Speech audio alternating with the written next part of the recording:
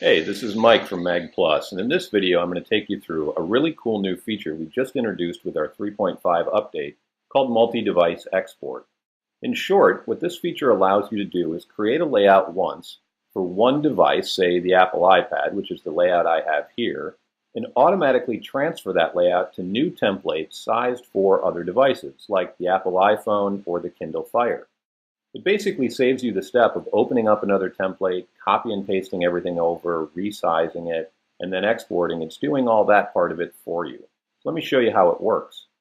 Here in the 3.5 plugin, you'll notice that there is a new area down in the bottom that says More Devices. Now, if I don't want a multi-device export, I can completely ignore this and continue to work with the plugin as I always have.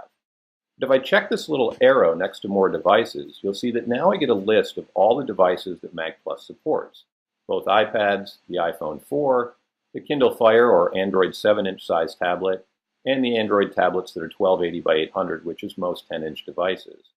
Now, if when you first open the plugin you can't see all of these, it may just be that your window needs to be expanded. You can always grab the corner of your plugin window and pull it down to see all the content that's there. Now, in order to use multi-device export, it's really pretty simple.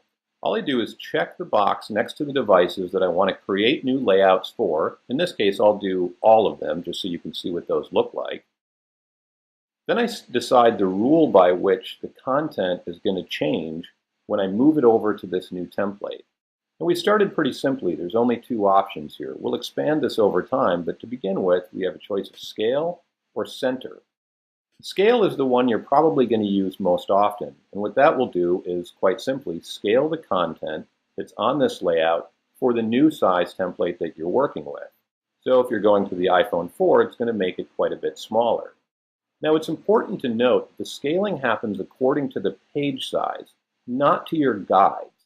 You'll notice when we look at the other templates that the safe area, that is the area here that's always visible in the middle, will change pretty considerably on some of these other devices because the aspect ratio is different. The system is only going to scale for the actual page itself so that if you have, say, a full screen photo like this one, it'll scale appropriately, but you may end up having to move some other elements around. The great thing about multi-device export is that what it does is create new InDesign documents for you that you can then go into and tweak as you want to make sure that your layout is really optimized for those other devices. A couple of other columns here in my plugin. This T column is the template. Now, by default, when you run the Mag Plus installer, it'll put the templates in a default location. If you go into your Applications folder, you'll see a folder called Mag Plus that gets created when you run the installer, and inside that you'll see Mag Plus templates and a folder for each one of the devices we support with a help template, a standard creative template, and a table of contents template for the pop-up TOC that you can make. Now, if you want to move these templates somewhere else, you can go into the Settings palette, down to Device Templates. Again, I need to expand my plugin here a little bit to see them all. And I can change the default location of each one of these templates, both the device template, the standard creative one, and the table of contents one, if I want to move them somewhere else. By default, however, the system's just going to look in that spot, Applications, Mag Plus Templates. So my T column here is if I want to just temporarily override that location. If I want to permanently override that location, I change it here in my settings. Most people will be able to ignore this because it'll automatically point to where it needs to. The next column here, the O column, if I have this checked, what the system's going to do is after it creates that new InDesign document for the new device, it's going to leave that open for me so that I can jump right into it. If I have that unchecked, it'll still create the document. I'll just have to go open it myself later. Finally, the V column is for going one step beyond the InDesign document creation all the way to exporting that vertical. It's exactly the same as if you had checked the export button up here in the standard Mag Plus workflow. This will export to an issue folder so that you can then work with it in the production tool. Now, this is a really helpful thing for when you want to create Apple iPad and iPad Retina versions of your issue with just one step. Now all I have to do is make sure my iPad Retina box is checked, and then check the V column for both my current device, the iPad, and the Retina. What this is going to do then is create an extra InDesign document. I've already created my iPad one. It'll create one for the iPad Retina and it will export it. So I'll end up with two issue folders, one for iPad and one for Retina, that I can then make separate MIBs out of and have both my optimized versions.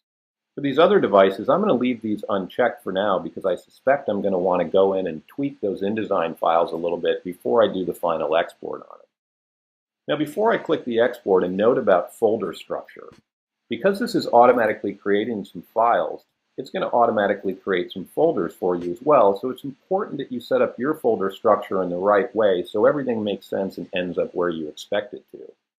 You can see here I've created a July issue folder, and inside I've created a folder for all of my InDesign files. Now I have a separate folder here for the issue folders.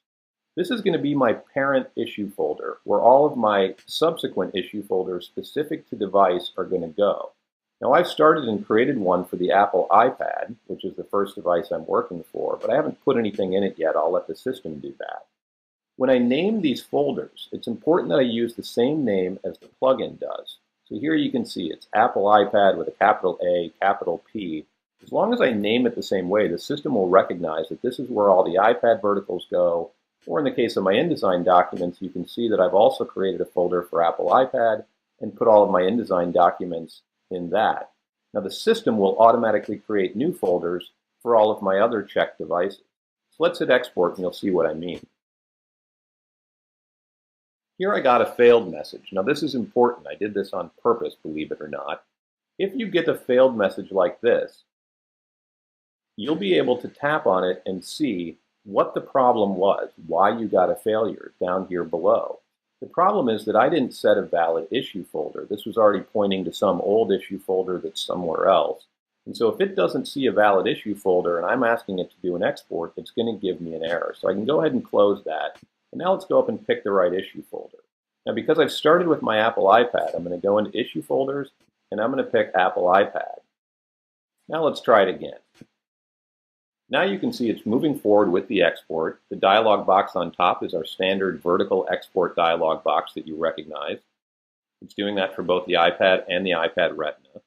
And below you can see a little status window on the other export, on the InDesign creation process that's happening here as well. Now you can see it's moving on to the iPhone, the Kindle Fire, and the Android, and it's opening up those documents in the back. Now I get my progress report, my export report, and you can see everything was okay. And now if I click on one of these devices, it'll show me that processing succeeded, and it's going to show me where it put that InDesign file in case you get confused and you're just not sure where it might have ended up. Let's jump back out and look at that issue structure, that folder structure, to see where everything went. Now you'll see that inside this presentation styles folder, where all of my other layouts were, here's all my layouts I'd started to build for the July issue. I'd put them inside a folder called Apple iPad. So what the system did is go up a level and create new folders for each one of the devices. So now you can see I'm going to have a set of InDesign documents for my Android tablet, one for my Apple iPad, and so on. Now here I've decided to put these in subfolders, but I could also put them here. The important thing to know is that it'll go up one level from where the InDesign file is and create new device-specific folders so that everything ends up in this kind of a structure. You can see the same thing happened here in my issue folders. Now I'd already created my Apple iPad folder, so inside there I got my exported vertical. The system automatically created my iPad Retina folder, and here I've got my verticals for that. So when I go into my production tool, if I want to produce my Apple iPad MIB, I just point to this Apple iPad folder. Later I can point to my Apple iPad Retina folder and create my Retina MIB. Now let's go back and take a look at our layouts. Now I chose scale for everything here, so let's see how that ended up. Here in my Apple iPad layout, you can see that the text, the body text, was 10.5 over 12 point. If I jump out here to my iPhone layout, let me zoom out a little bit, you can see that this text is about 4 over 4.5. It's scaled everything down. You can also see that it didn't move things relative to these guides, but rather to the page. So my background photo here looks pretty good if I turn on my device guides here to see how everything's going to show up. But you can see I'm probably going to want to grab this group of text boxes and probably scoot them in a little bit. Same thing with this up here. That's the kind of little tweaking you're going to want to do before you go to that final export. If you do multiple exports, if you don't like this and you close things down, it'll simply rewrite over the folders.